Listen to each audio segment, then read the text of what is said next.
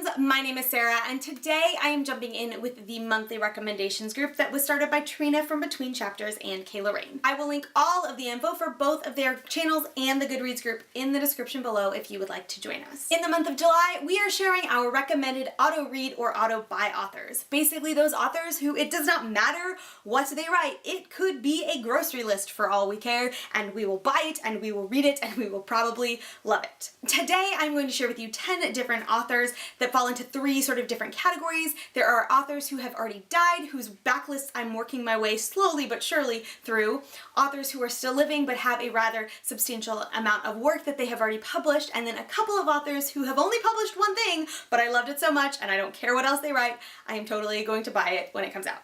The first of the authors who has already died is C.S. Lewis, and C.S. Lewis is arguably one of the most celebrated authors of the 20th century. He wrote fiction and nonfiction, theology, children's literature, fantasy, sci-fi, all sorts of different things, and everything that I have read by C.S. Lewis causes me to think about things in such a fascinating way. He sometimes makes your head hurt, particularly when you're reading his theology, but he just causes you to think very deeply about a lot of different things, and depending on the topic, he can also just approach stuff from a very different perspective than a lot of other theologians do, which I really, really appreciated. I also just absolutely adore his fiction, like the Chronicles of Narnia and the like, and so I'm slowly but surely working my way through his, I think it's nearly 100 different works when you add up his fiction, nonfiction, essays, etc. At this point, I have read the entire Chronicles of Narnia series, which of course includes The Lion, the Witch, and the Wardrobe, Prince Caspian, The Voyage of the Dawn Treader, The Silver Chair, The Horse and His Boy, The Magician's Nephew, and The Last Battle. In addition to that, of his fiction, I have also read Till We Have Faces, which is one of my all-time favorite books. I love it to pieces. When it comes to his nonfiction and theology, I have read The Four Loves,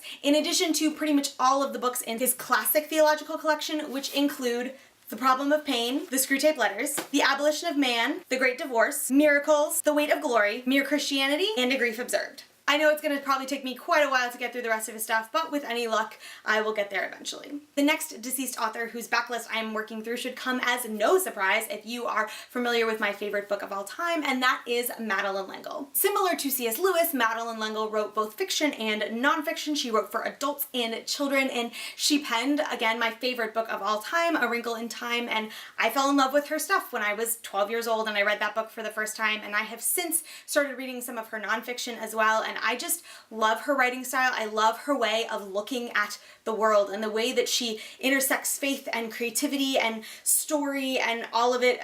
She makes me a better writer and a better human just by reading her insights and thoughts about different things. Similar to C.S. Lewis, I have a pretty extensive backlist of hers that I'm working through, though I believe her total number of works is only in the 50s as opposed to C.S. Lewis, which is somewhere in like the 80s or 90s. At this point, I have read the entire Time Quintet, which consists of A Wrinkle in Time, A Wind in the Door, A Swiftly Tilting Planet, Many Waters, and An Acceptable Time. I have also read the O'Keeffe family trilogy, which includes The Arm of the Starfish, Dragons in the Water, and A House Like a Lotus. And my most recent series of hers that I've completed is the Crosswicks Journal series, which is the first non-fiction set of books of hers that I've read, which consists of A Circle of Quiet, The Summer of the Great-Grandmother, The Irrational Season, and Two-Part Invention. So that's like 12 books out of 55. Again, it's going to take me a while to get through the entire backlist, but I'm making progress slowly but surely. The final deceased author whose backlist I'm working through is Ella Montgomery, the author of the Anne of Green Gables series. At this point, I have only read the Anne of Green Gables series, which of course consists of Anne of Green Gables, Anne of Avonlea, Anne of the Island, Anne of Windy Poplars, Anne's House of Dreams, Anne of Ingleside, Rainbow Valley, and Rilla of Ingleside, all of which are wonderful, all of which I love. So I still need to read the Emily of New Moon series, and she has 1 or 2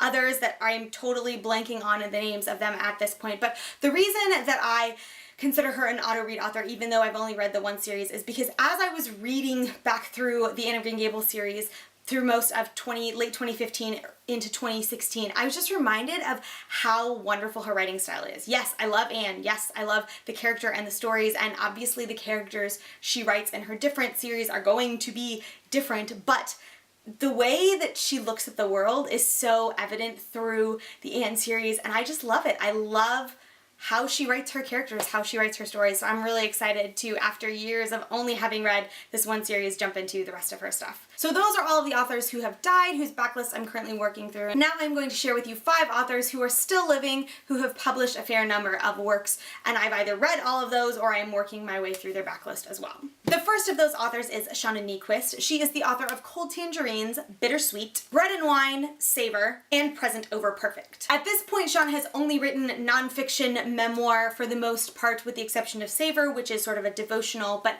I love all of her stuff. I read Bread and Wine first, which at the time was her most recent book, but I have read everything that she's ever written, obviously, and I love all of it.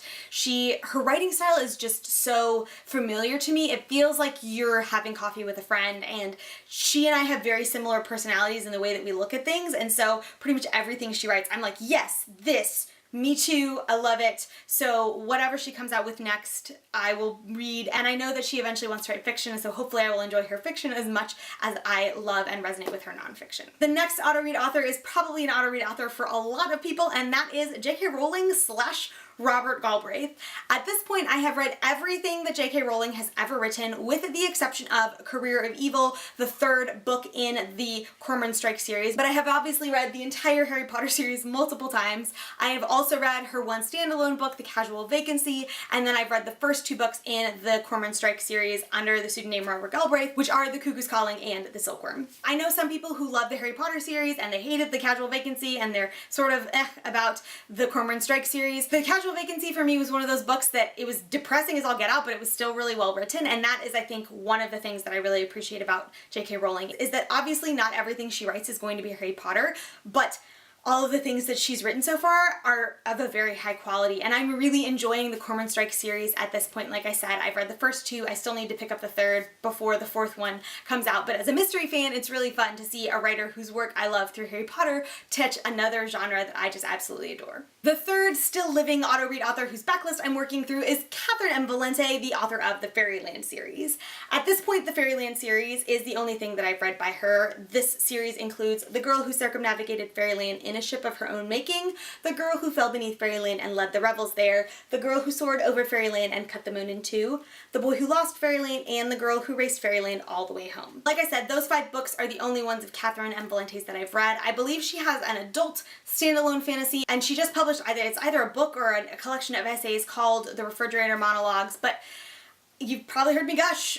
I think I've gushed in the last couple of videos about how much I love her writing style, and I loved the Fairyland series, and so if that writing style is present throughout her other stuff, I know that I'm absolutely going to fall in love with it. So I'm really excited to jump into some of her other stuff, and also excited that her backlist is not quite as long as some of the other authors on this list. My next auto-read author is the only Christian fiction author that I read on a regular basis, and that is Francine Rivers. Francine Rivers has published over 20 novels, both series and standalones, historical fiction, and temporary works. I have read literally everything she's ever published, with the exception of The Shoebox, which is a children's Christmas story, and then I believe it's Earth Psalms, which is a devotional that she published last year. She just announced that she's publishing another fiction novel next year, and I'm super excited about it. But the reason that I love Francine Rivers' writing style is, like I said, she's pretty much the only Christian fiction author that I read, and the reason for that is, you guys know I'm pretty picky about the quality of the writing that I enjoy. I'm picky about characters and character development and plot and story, and if you've read Christian fiction, then you know that a lot of it is either like banging you over the head with Jesus, or it's like a chick flick with a sprinkle of Jesus.